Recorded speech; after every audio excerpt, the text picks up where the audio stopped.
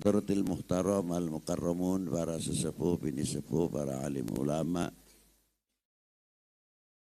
para habaib, khususnya yang saya hormati, yang saya banggakan, anak cucu putra wayah al-maghfurlah Tubagus Muhammad Falak, dan yang saya hormati para alim ulama.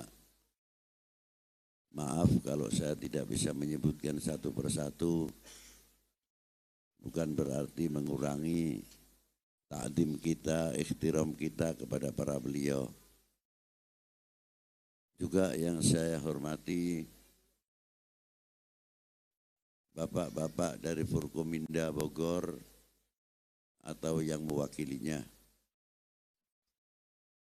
Dan yang saya hormati Bapak Wakil Presiden Republik Indonesia Kiai Haji Ma'ruf Amin. Dan yang saya hormati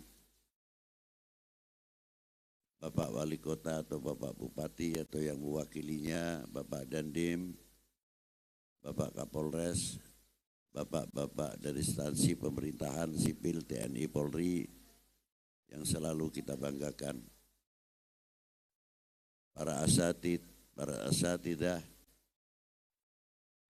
di dalam pondok pesantren,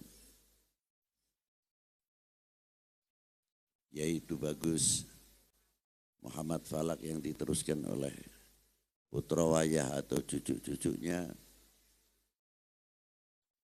Hadirin wal hadirat rahimakumullah. Pada malam hari ini kita itu menghauli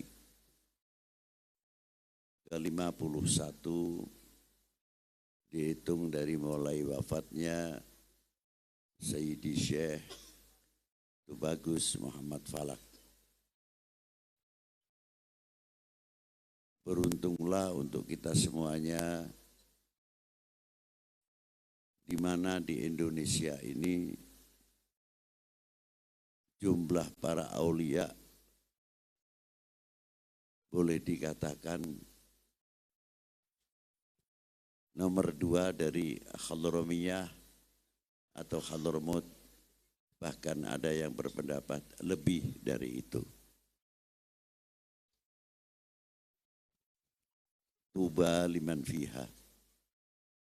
Beruntunglah atas kita semuanya, khususnya yang tinggal di Indonesia ini.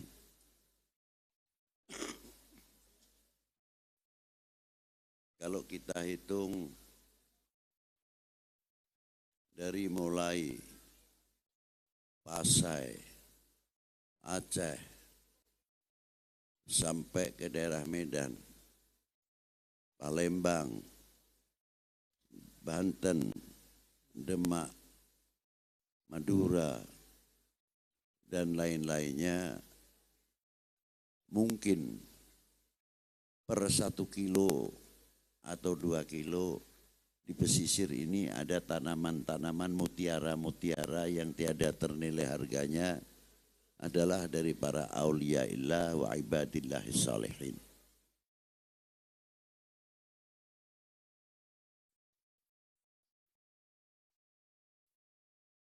Jumlah auliaillah yang ada di Indonesia ini bukan ratusan lagi, ribuan.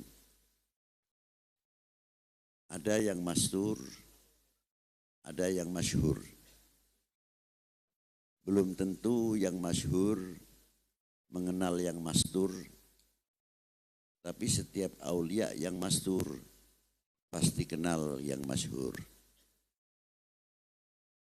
Tugasnya yang mastur penyangga ulama-ulama yang masyhur, disangga dari ulama-ulama aulia-aulia yang mastur. Makanya ada pepatah al-masyhur min barakatil mastur.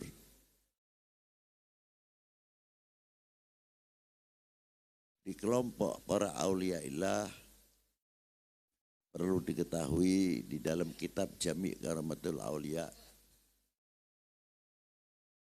Para aulia itu kalau wafat, kalau meninggal, itu dari kota pindah ke kota.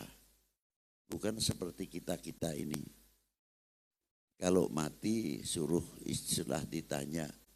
Pertanyaan kubur, man rabbuka, wa man nabiyuka, wa ma kiblatuka, wa ma ikhwanuka, wa ma partainuka. Itu semuanya ditanya. Ada partainya? Ada enggak? Makanya jangan ribut, urusan partai tidak ditanyakan di kuburan mesti ribut terus. Bikin malu aja. Kalau dikubur besok ditanyakan, wah partai nuka. Nah boleh silakan. Nah.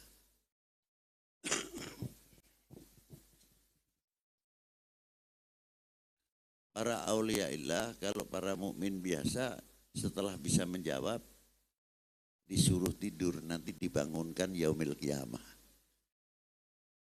Terkecuali keluarganya datang untuk berziarah. Nah, orang yang berziarah kubur itu bagaikan saya umpamakan penyiar TV. Bacaannya membacakan agenda yang akan diadakan di dalam TV. Tapi dengan senyumnya yang luar biasa, tidak melihat yang menonton TV. Padahal yang nonton TV itu macam-macam. Ada yang pakai salon pas di kepalanya. Ada yang sakit gigi. Ada yang sedang bergurau dan lain sebagainya. Dan ada yang sakit lainnya, kena flu dan sebagainya. Orang yang nonton TV bisa mengetahui penyiar TV, pembawa acara TV. Tapi penonton TV tidak mengetahui yang melihat TV. Itulah orang ziarah kubur seperti kita membacakan Yasin, sholawat, tahlil kepada para beliau. Kita ya taunya makbaroh saja, nisan 2. Tapi yang di dalam kubur kita masih apa? Terang tahu semuanya.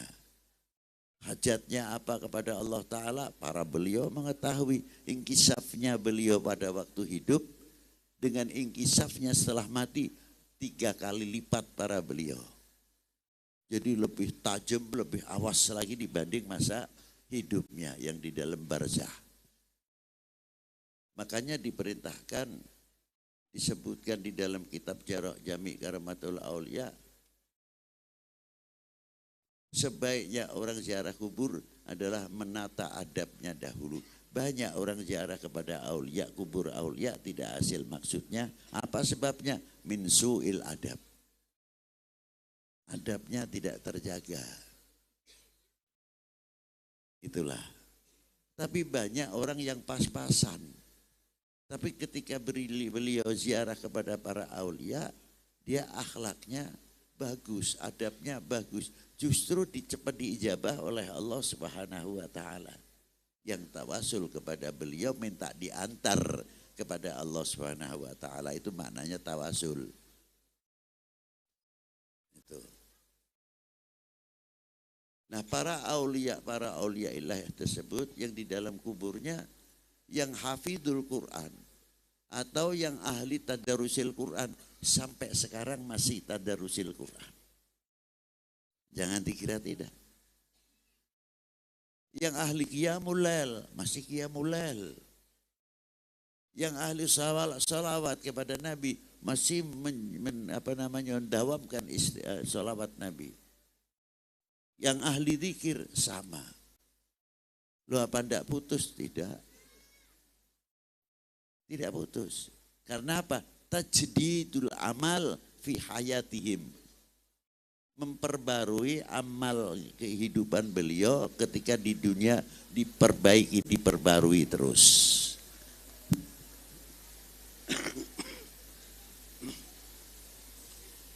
Dengan demikian masih mendapatkan pahala karena memperbarui amaliyahnya ketika hidup di dunia. Inilah. Ma'asyiral muslimin rahimakumullah. Yang ahli silaturahim masih keliling. Apalagi ahli darok. Diberi wewenang oleh Allah Ta'ala kalau dipanggil masih keluar dari kuburnya untuk menolong al-mu'min, al-muslim. Itu apa? Ada hadisnya. Boleh-boleh saja kalau tanya. Tapi yang saya tanyakan itu, tanya Anda yang ahli hadis, apakah belum? Apakah sudah mempelajari mustalatul hadis?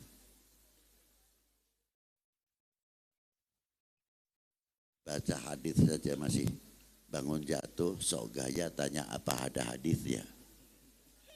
Ini yang lucu terkadang begitu. Dikira membaca hadis itu mudah asal ada maknawi, tidak bisa. Nahwu yang ada di dalam hadis terkadang kalah dengan riwayat.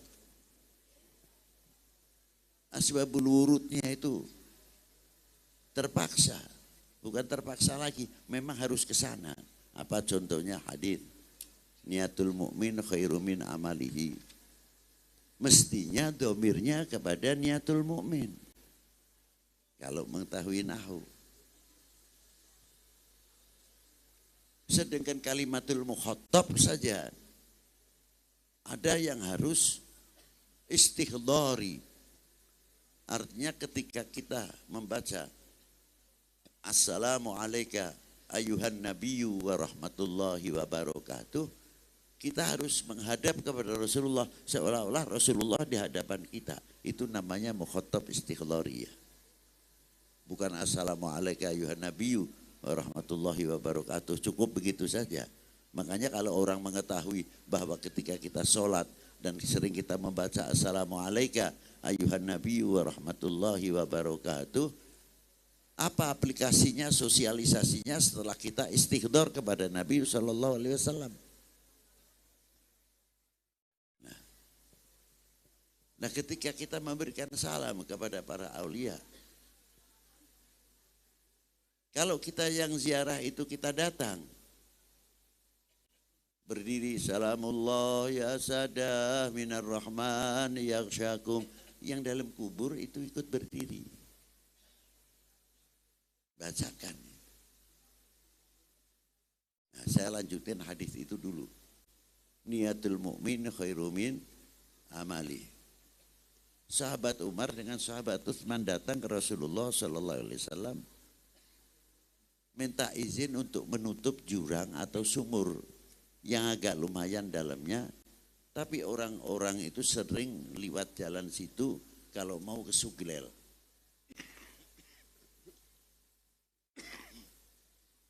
Karena lebih dekat. Tapi resikonya itu tadi sering kepleset. Maka sahabat Umar, sahabat Utsman datang ke Rasulullah minta izin untuk menutup jurang atau sumur tersebut. Diizini oleh baginda Nabi Sallallahu Alaihi Wasallam.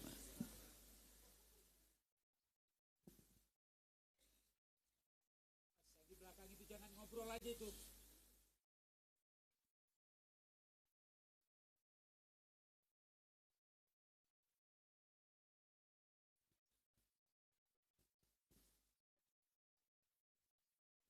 Itu diantaranya.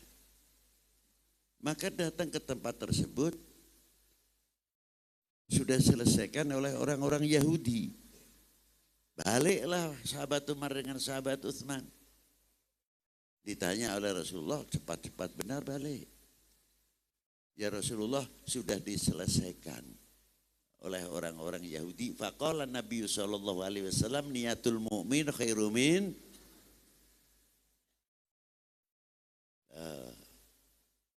jadi tidak mudah, tahu urutul hadis itu tahu. Jangan sok gaya ada hadisnya tidak. Ya kalau tanya saja sih bagus memang kalau mengetahui. Tapi kalau sok itu ya jangan. Ya. Begitu juga dalam memahami ayatil Quran. Tidak semudah itu kita harus tahu di mana yang harus ditakwil dan di mana yang tidak harus ditakwil. Makanya belajar itu penting. Ar-Rahman 'alal arsyistawa. Kalau tidak tahu mentakwil dalam ayat ini kita mentekadkan bahwa Allah Ta'ala di arsy atau duduk di kursi. Kursi makhluk, arsy makhluk. Kalau Allah Ta'ala duduk di kursi, bertempat tinggal di kursi atau di arsy, berarti Allah Ta'ala memerlukan pertolongan. Mustahil bagi sifatnya Allah yang demikian. Itu gampangan saja. Kalau sudah Allah Ta'ala mukhalafatul lil hawadithi, ya sudah. Mukhalafah dalam dzatnya, dalam sifatnya, dalam af'alnya. Tidak ada yang menyamai sama sekali. Kalau kita kasbi, fi'il kita. Tapi kalau Allah Ta'ala tidak. Menghendaki sesuatu kun jadilah. Kalau kita ikhtiar. Beda jauh dengan sifat-sifatnya Allah Ta'ala.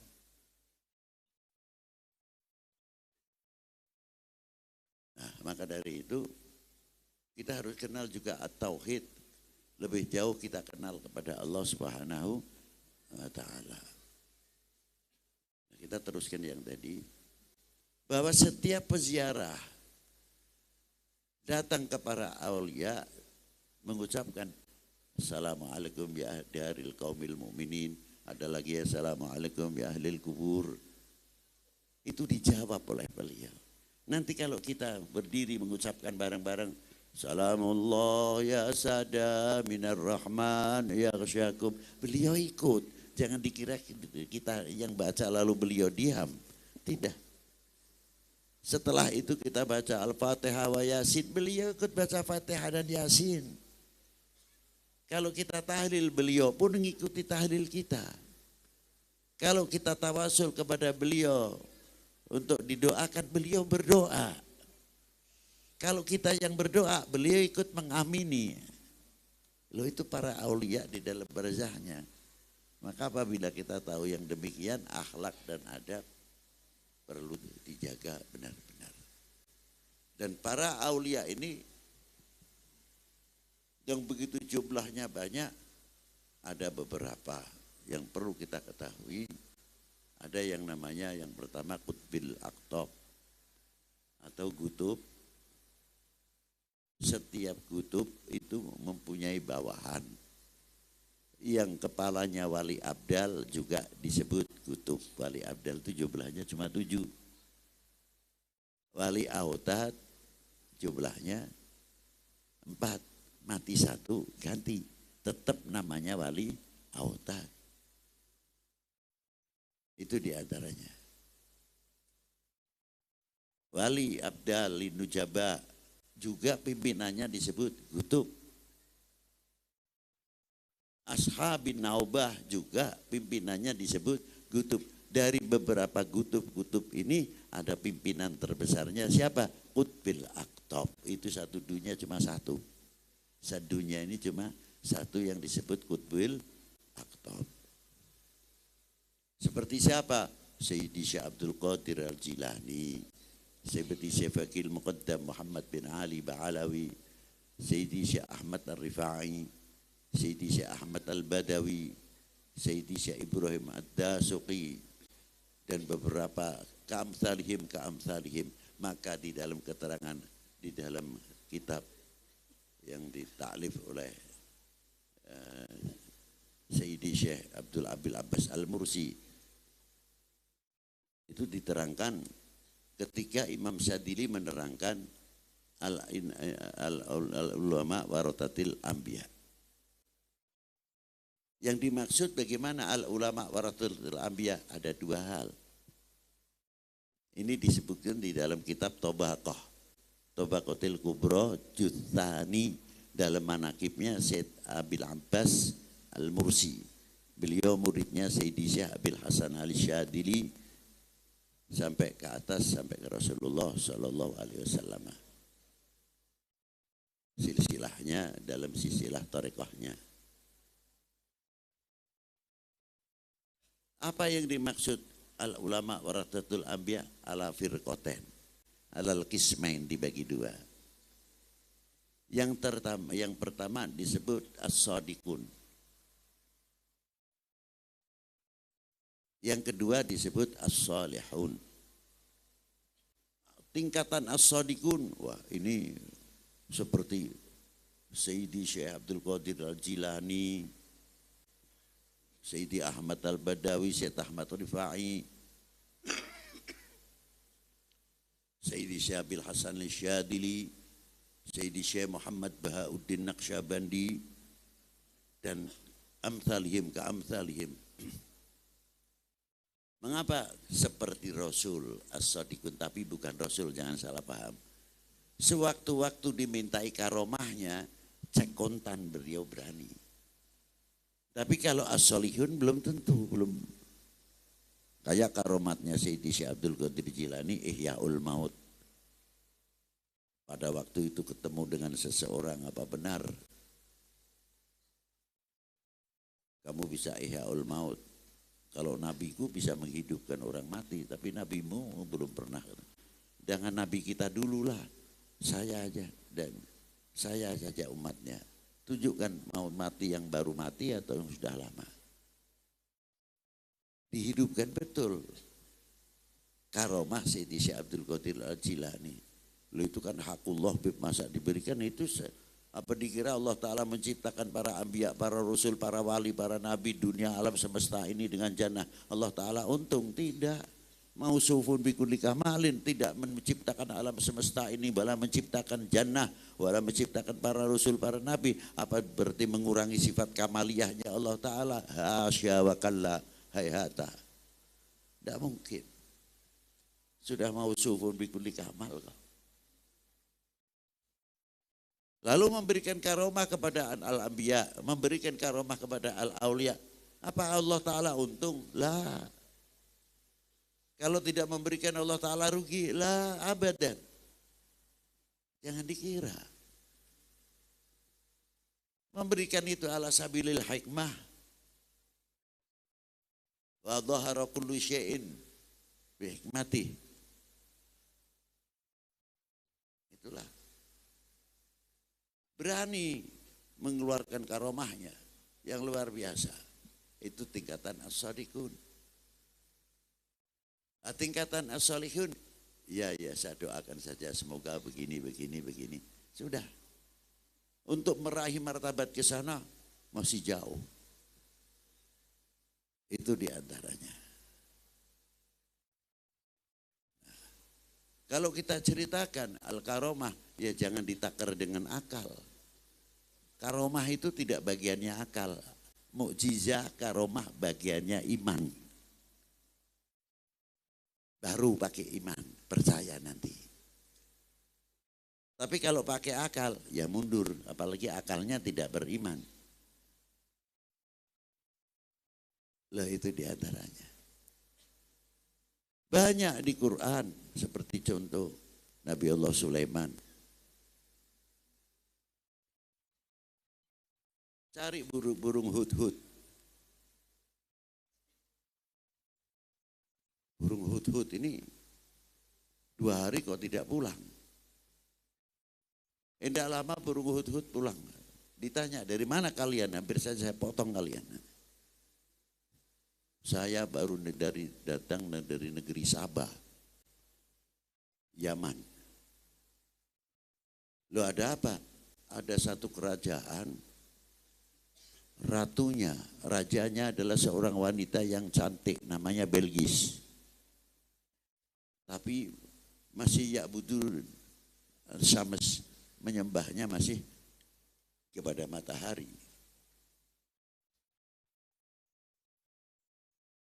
Benar nih omongan kamu ini, benar. Bikin surat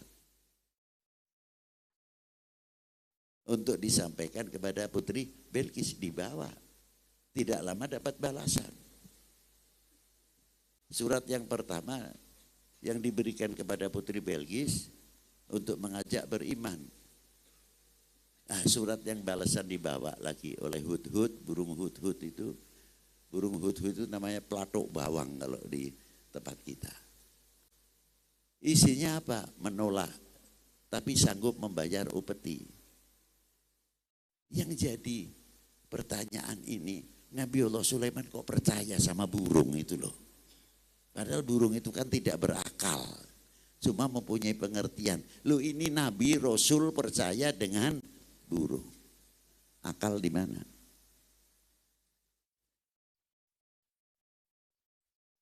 Nah ketika Nabi Allah Sulaiman menyembarakan, padahal pangkat mukjizat lebih jauh daripada karomah, tidak bisa disamakan. Karomah ya karomah, karomah bukan pedilan mukjizat. Karomah, mukjizat, mukjizat. Mestinya Nabi Allah Sulaiman lebih, tapi disembarakan. Siapa yang bisa memindahkan keratonnya Putri Belgis? Everett ditanya, tidak sanggup. Lalu tanya, yang sanggup siapa? Asif bin Barhiyah, patih Nabi Allah Sulaiman, seorang aulia illah. Kamu sanggup? Ya Asif sanggup. Pejamkan mata, sebelum membuka mata sudah saya pindahkan. Betul. Siapa Asif? Wali minal aulia illah. Pangkatnya karomah, bukan pangkat mujizah. Mujizah para nabi.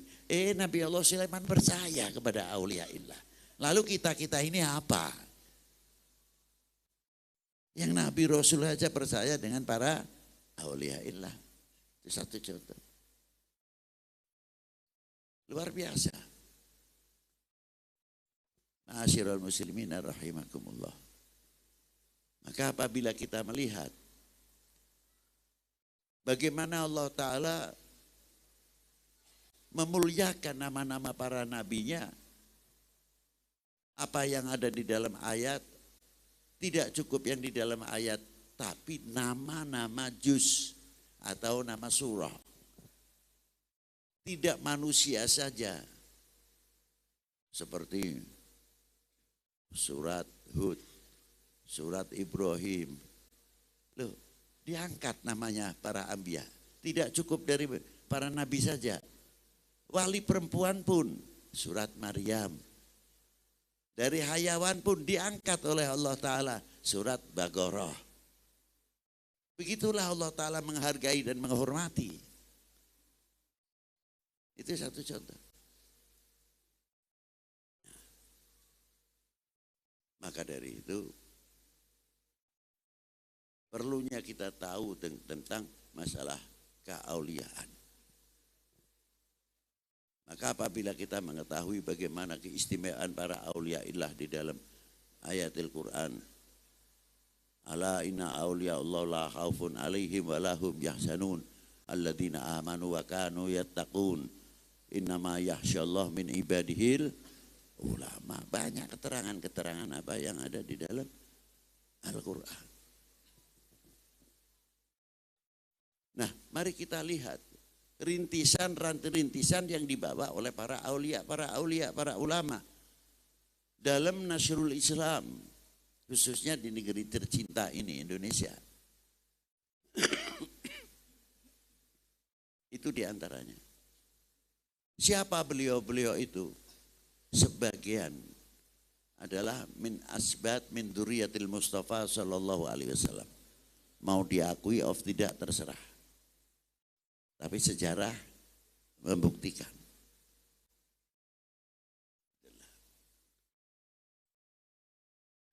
Nah, wali 9 ini jumlahnya aulia wali 9 yang 9 orang.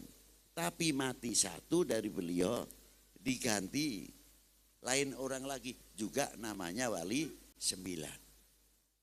Jadi semenjak sebelum Maulana Malik Ibrahim, di zaman Ibrahim Asmarokondi, di zaman Jamaluddin Husain, itu sudah ada 9 wali, itu sudah ada estafet.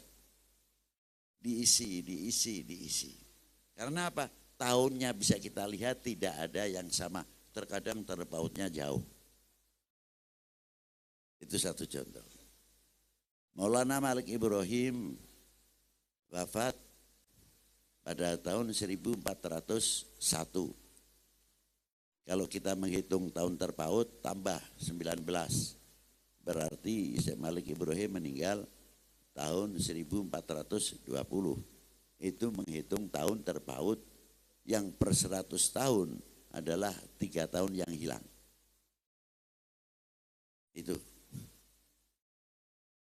di antaranya. Berdirinya Masjid Demak 1479. Berarti kurang lebih 60 tahun wafatnya Malik Ibrahim atau 50, berapa jadinya dikurangi 279. Sudah sekian puluh tahun baru berdiri Masjid Demak. Berarti Malik Ibrahim kan tidak jumpai berdirinya Masjid Demak. Itu satu contoh. Ini estafet, diisi. Makanya terkadang kita bingung, ada Sunan Kalijogo makamnya di sini, di Sunan Kalijogo lagi, ada lagi yang di Cirebon, ada lagi yang itu estafet, orangnya tetap berbeda. Tapi nama Kalijogo sama. Mengapa digelar Sunan Kalijogo? Karena pada waktu itu banyak aliran-aliran. Untuk menjaga supaya aliran per aliran tidak timbul pecah belah, yang sehingga menggoyahkan kerajaan pada waktu itu Brawijaya, kalau yang di Jawa Barat Pajajaran, dijaga oleh siapa? Para ulama, para aulia yang menjaga aliran dengan aliran, jangan sampai benturan. Akibatnya pecah bangsa ini, pecah kerajaan ini. Disebut Kalijogo. Bukan sekadar atas nama Kalijogo, hanya ceritanya puasa 3 tahun di pinggir Bengawan Solo sampai lumutan. Tidak itu saja. Itu satu contoh. Nah, beliau rata-rata ahli ekonom, ahli pertanian, ahli obat-obatan, ilmu kedokteran mampu menguasai. Dengan cara itu para beliau berdakwah, terutama yang paling ampuh dalam dunia perdagangan ekonomi. Ini kelihatannya kok sudah malam ya, mungkin nggak betah ini, udah ngantuk ini rupanya. Sudah jam 1 lebih. Ya. Sanggup? Nah, seumpamanya kita menggunakan perdagangan, banyak minyak wangi, bawa sarung Samarinda, bawa batik, dan lainnya. Kita masuk ke rumah orang itu tidak malu. Selamat pagi Pak, atau selamat siang Pak, Assalamualaikum, Waalaikumsalam. Aduh, bawa apa ini Pak? Ini ada batik Pak, sarung, ada minyak sengit, minyak harum. Ya kalau Bapak mungkin bisa beli atau mengendaki. Lihat saja boleh Pak, boleh, silakan. Nama Bapak kenal. Masuk rumah itu dengan bawa dagangan tidak repot. Nah ulama-ulama aulia ilah dahulu itu sama dengan membawa dagangan. Bukan muter tasbih, sudah mukanya pucat kayak di dalam film. Lalu yang ada ahli kesaktian saja. Yang satu mengeluarkan keris, yang satu mengeluarkan cahaya. Gitu, sampai kapan itu cara itu? Nah, tidak. Beliau bukan begitu. Dengan ekonom itu tadi. Ketemu di mana kita pernah masuk bertamu di rumah ini, menawarkan ini. Akhirnya di jalan kan, "Hei Pak, lupa nih ya sama saya." "Oh enggak Pak, Bapak kan pernah ke rumah saya." Ya, akhirnya jadi saudara. Walaupun masih berbeda paham. Yang ahli pertanian sama. Jadi mewujudkan rahmatan lil alamin dengan melalui ekonomi, dengan melalui pertanian, dengan melalui intelektual. Karena keuniversalan Al-Quran itu masih banyak yang harus kita kupas. Yang mencakup dalam ilmu pengetahuan yang luar biasa. Bukan dogmatis. Loh itulah. Ini semua berkiblat ke siapa muaranya? Kepada baginda Nabi sallallahu alaihi wasallam. Mengapa Rasulullah dihijrahkan ke Yathrib, bukan dihijrahkan ke negara semenanjung Arabia yang sudah cukup maju? kulturnya sudah maju, tetangga semenanjung Arabia. Tapi kalau Saudi di tanah Arab repot sekali. Yang namanya ketua suku fanatisnya dalam sukuisme, wah luar biasa. Hingga sulit dipersatukan. Cuma yang mampu cuma baginda Nabi SAW. Pada waktu umur 25 tahun ketika mau memasukkan Hajar Aswad ke Ka'bah.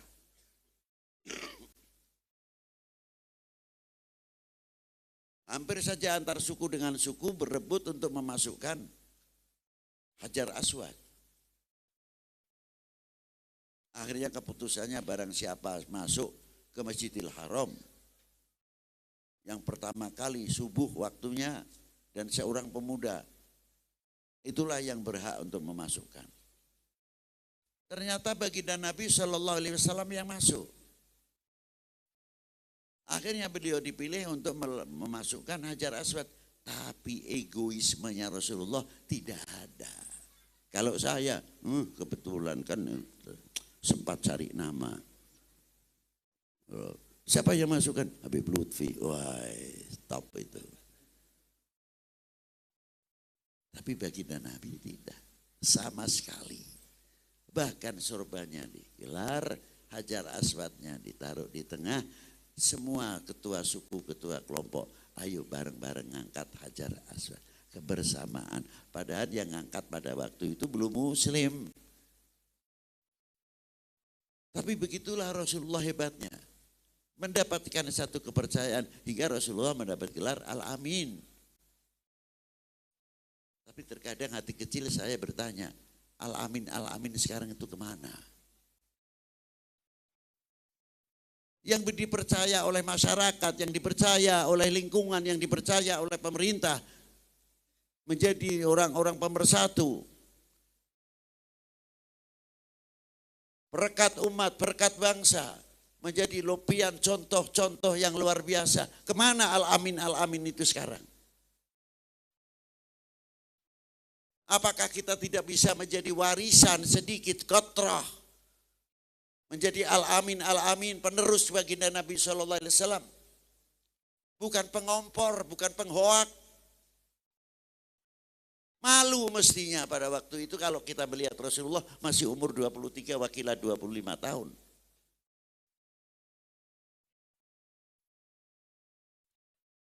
Sini ngomporin, nanti hoak sendiri. Macam-macam lah timbulnya. Itu diantaranya. Nanti ada ulama atau ustadz salah sedikit, ayo diorbit. Rame. Nanti ada TNI jadi oknum, diorbit lagi. Nanti dari polisi jadi ada oknum lagi, diorbit lagi. Nah kalau begitu gimana nanti yang menjaga kewibawaan TNI, Polri, kewibawaan pemerintah? Kalau sudah digoyahkan. Siapa yang akan menjamin kekuatan ketahanan nasional kalau bukan kita-kita sendiri yang mempagari yang tidak mudah oleh hoax atau dan lain sebagainya? Berpikir sedikit. Tidak semudah itu. Ma'asyiral muslimin rahimakumullah. Itu telah dirintis. Nah, mengapa hijrahnya Rasulullah kok dari Mekah ke Yathrib atau Madinah sekarang? Ada apa? Ada istimewa. Apa di antaranya? Di antaranya ada jalan sutra yang menghubungkan Yathrib ke negara Cina 3000 tahun yang sebelum Masehi. Dalam lapangan perdagangan. Disebut jalan sutra dari Arab, sudah banyak yang berdomisili di timur jauh. Balter dengan obat-obatan, ilmu kedokteran dibawa dari Arab, dari sana ilmu sutra. Kain-kain disebut, sampai jalan itu disebut jalan sutra. Luar biasa pada zaman itu. Dihidupkan jalan ini oleh baginda Nabi Sallallahu Alaihi Wasallam. Maka begitu baginda Nabi hijrah, Jalan yang ekonomi yang luar biasa dihidupkan. Bukan terus Allahu Akbar saja. Allahu Akbar, bangun fakultas perguruan tinggi. Allahu Akbar, bangun marketing, pasaran ekonomi yang maju. Allahu Akbar, bangun mall. Allahu Akbar, bangun sarana pendidikan, teknologi maju, ahli IT, ahli elektro, kedokteran yang luar biasa. Allahu Akbar, bukan bangun khilafiyah.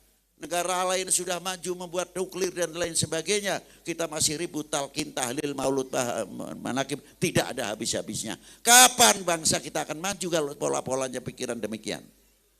Jawab.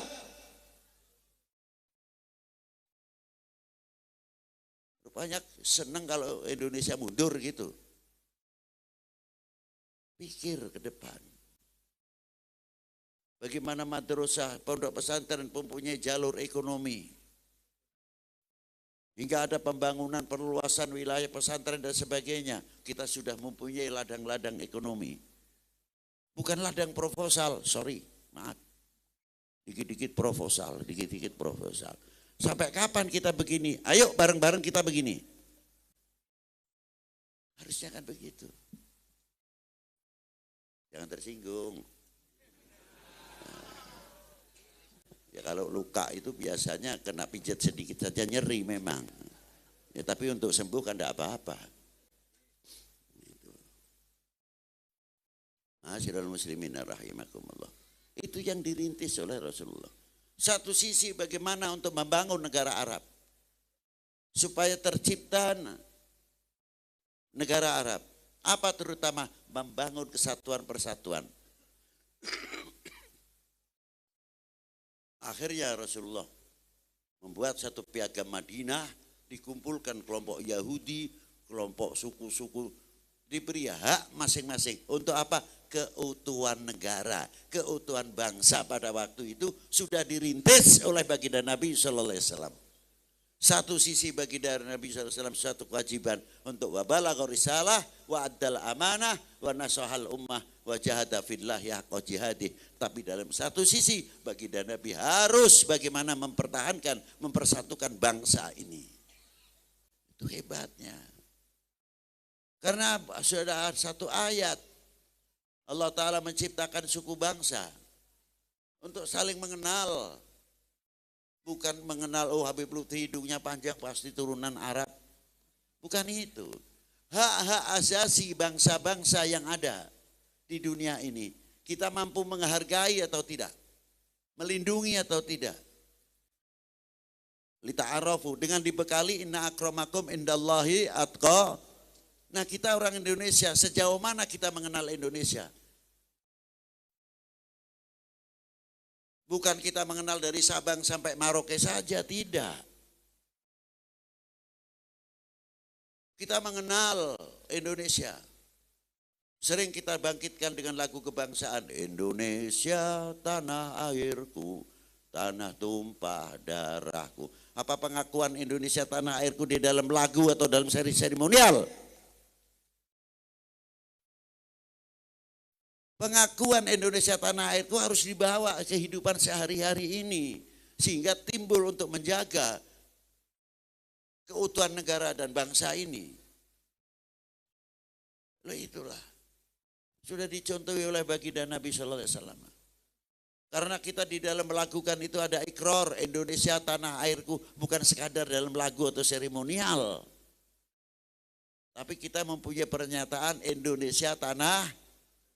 Bohong atau tidak? Hah? Bohong atau tidak? Jangan tertawa-tertawa toh. Ayo, kita tanya. Kalau kita merasa memiliki pemberian Allah Ta'ala negara tercinta ini, apa tidak terlepas itu pemberian Allah Ta'ala?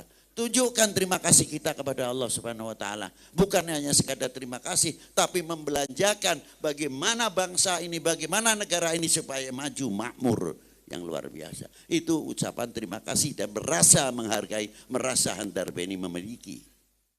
Harusnya kan begitu. Bukan malah bikin rame. Bangsa lain sudah bikin kemajuan ekonomi yang luar biasa sampai dolarnya kita kalah. Ya jangan kata lu dolar saja sudah ketinggian kalau kita mengatakan kalah. Hasil karya bumi pertiwi kita belum full bisa menghormati. Coba kalau kita mempunyai kefanatikan, tidak mungkin kita akan mengatakan jambu Bangkok. Hidupnya di Indonesia, ditanam di Indonesia, rabuk di Indonesia, jambu Indonesia, syukur keluaran Bogor. Kan mestinya gitu. Bukan jambu Bangkok. Yang hebat lagi Kates California, jauh betul itu namanya. Negara agraris begini suburnya, Katesnya California. Ya Allah. Nah inilah. Tapi Rasulullah tidak membangun bagaimana mengenal lita'arofu lebih jauh. Nah, dengan demikian dibawa oleh min asbatihim sebagian dzurriyyah baginda Nabi. Dari mulai Faqihil Muqaddam bin Ali, bin Muhammad Sahib Marbat, bin Ali Khalid Qasam, bin Alwi, bin Muhammad, bin Alwi, bin Ubaidillah, bin Ahmad al-Muhajir, bin Isa an-Naqi, bin Muhammad an-Naqi, bin Ali Luraidi, bin Ja'far as-Sadiq, ibunya Ja'far Sadiq bin Muhammad al-Baqir, Farwah bintil Qasim bin Muhammad bin Abi Bakr as-Siddiq. Jadi para habaib dan wali 9 yang ada di Indonesia ini bukan turunan Sayyidina Ali saja, termasuk dzurriyyah Sayyidina Abi Bakr as-Siddiq. Al-Imam Ja'far as-Sadiq bin Muhammad al-Baqir bin Ali Zainal Abidin bin Husain Sibti bin Ali bin Abi Talib wa bin Fatimah Zahrul Batul binti Rasulullah sallallahu alaihi wasallam Rasul. Wa kadzalika Jamaluddin Husain.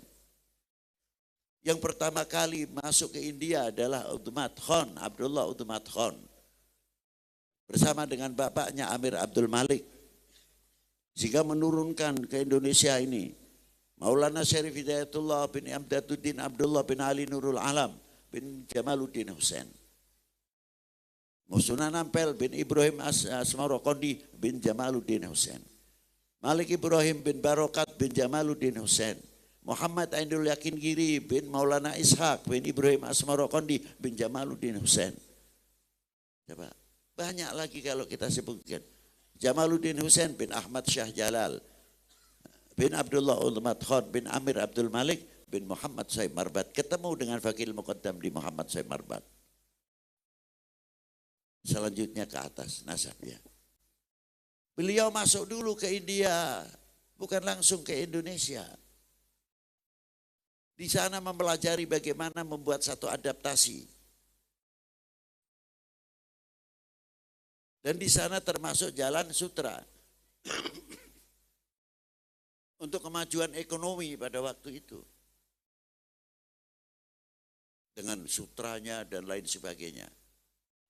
Begitu beliau masuk ke Indonesia, wali-wali 9 ini berkiblat kepada baginda Nabi sallallahu alaihi wasallam, membawa misi rahmatan lil alamin. Itu hebatnya dengan akhlaknya. Mau menundukkan orang supaya beriman. Terkadang maaf saja jangan tersinggung, tapi saya tidak niat mengatain orang. Jalan saja sudah begini. Mau lihat mukanya saja tidak basyasya. Senyum. Lihat mukanya serem. Bagaimana kita dakwah? Tapi coba baginda Nabi. Senyum. Tidak pernah membuka aibnya orang. Sahabat diangkat oleh Rasulullah SAW. Para ulama diangkat, para aulia diangkat oleh baginda Nabi sallallahu alaihi wasallam. Ini kita ngomong nih, maaf saja. Kita dakwah kemana-mana. Tapi kan belum pernah menyuapi Yahudi kan? Pernah? Belum pernah. Rasulullah ada seorang Yahudi yang paling benci kepada Rasulullah SAW, buta lagi matanya. Maaf. Setiap hari ngumpat. Yang nyuapi setiap hari baginda Nabi sallallahu alaihi wasallam. Bahkan dagingnya yang keras, Rasulullah yang mengunyahnya dulu baru dimasukkan. Lama-lama Rasulullah meninggal, diganti oleh Abu Bakar Siddiq. Setelah diganti Abu Bakar Siddiq radhiyallahu taala anhu, ini tangannya kok tidak seperti biasanya, agak keras. Lain ini. Lalu tanya, Anda ini sebenarnya siapa? Saya Abu Bakar Siddiq. Abu Bakar. Mana yang biasa menyuapi saya? Itu siapa? Beliau adalah Abdulil Khalqi ala litrak Muhammad bin Abdullah sallallahu alaihi wasallam. Nangis orang itu. Itu yang saben hari saya cuci maki. Begitulah akhlaknya orang lain. Sampai akhirnya Islam di tangan Sayyidina Abu Bakar Siddiq. Mengapa tidak di tangan Rasulullah SAW langsung? Malah justru di Abu Bakar Siddiq. Nampak akhirnya. Kita sudah berjuang sampai ke sana. Belum ya.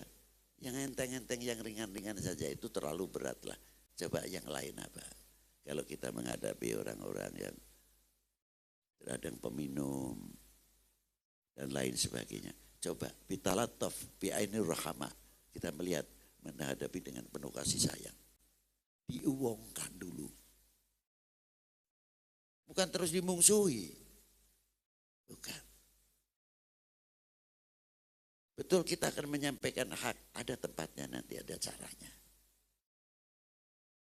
Alah, itulah yang dirintis oleh kajian Sunan Wali 9. Sampai sekarang pun masih bisa mempersatukan umat, bisa mempersatukan bangsa. Coba kalau ziarah Jumat Kliwon ke Syarif Hidayatullah, separuh muslim, separuh non muslim. Luar biasa. 454 tahun, beliau meninggal tahun 1568. Maulana Hasanuddin meninggal tahun 1570.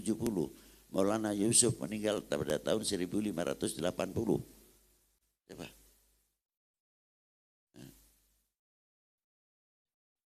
Maka dengan adanya hal tersebut supaya kita banyak membuka lembaran-lembaran yang harus menjadi contoh. Jangan jauh-jauh Maulana Syarif Hidayatullah. Bagaimana mempersatukan umat, bagaimana mempersatukan bangsa. Orang sudah, sekali lagi saya ulangi, sudah meninggal sekian ratus tahun. Bahkan sempat membuat ekonomi kerakyatan. Kita ini belum apa-apanya dibandingkan Wali 9. Malu mestinya. Nah, disinilah pentingnya. Diteruskan oleh beberapa pewaris-pewaris para beliau-beliau. Dari Dzuriyah Fakil Muqaddam, dari Dzuriyah Al-Uthmat Khon, terus berkembang menjadi ulama aulia yang luar biasa semuanya. Bagian daripada kepanjangan tangan rahmatan lil alamin. Maka dengan adanya hal tersebut supaya kita tidak melupakan sejarah, supaya kita itu tahu dari pensyiar Islam sampai pendiri bangsa ini. Yang terakhir itu sepele sajalah, apakah kita ini mau mengecewakan para beliau? Nah kalau tidak, ayo kita perbaiki, tambah ukhuwah, tambah kompak, tambah rukun. Tidak mudah menjadi umat dipecah belah. Itu saja yang bisa saya sampaikan. Mohon maaf yang sebesar-besarnya atas keterlambatan saya. Wabillahi taufiq wal hidayah wal afu minkum. Wassalamualaikum warahmatullahi wabarakatuh.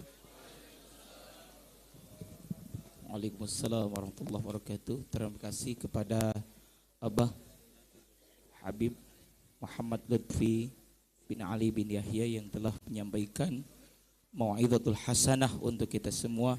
InsyaAllah menambah keberkahan majelis kita ini dan hasil maksud apa yang kita cita-citakan bersama. Pulang kita semua dalam keadaan sehat walafiat, sehat penuh barokah lahir dan batin, hasil maksud yang dicita-citakan. Kita semua pulang kembali ke rumahnya dengan tertib, dengan aman, dan mohon memberikan jalan untuk Abah. Mohon menjaga juga barang-barang berharga masing-masing kita supaya tidak berpindah tangan secara ilegal. Dan mohon memberi jalan kepada ibu-ibu dan anak-anak serta orang tua. Terima kasih Bapak Ibu hadirin sekalian, tamu undangan atas kehadirannya pada acara malam ini. Semoga Allah Subhanahu wa taala membalas segala kebaikan Bapak Ibu sekalian. Mohon maaf atas segala kekhilafan, kesalahan, kekurangan dalam penyajian acara dari awal sampai akhir. Terima kasih. Subhanakallahumma bihamdika asyhadu an la ilaha illa anta astaghfiruka wa atubu ilaik. Wallahul muwaffiq ila aqwamit thariq. Wassalamualaikum warahmatullahi wabarakatuh.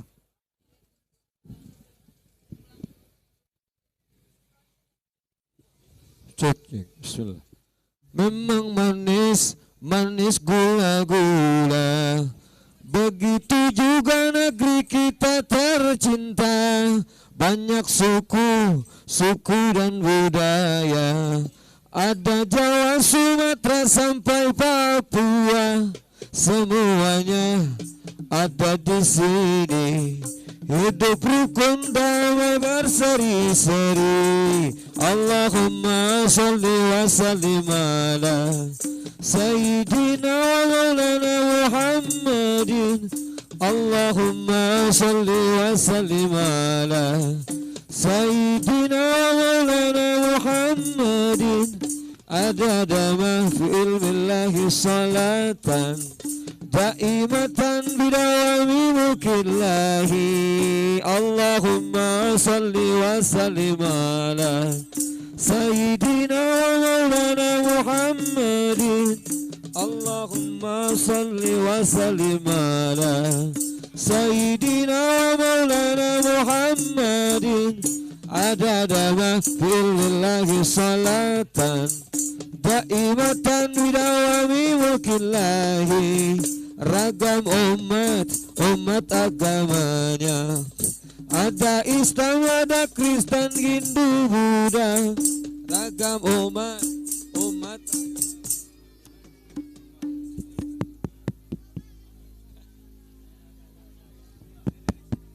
Cek, cek.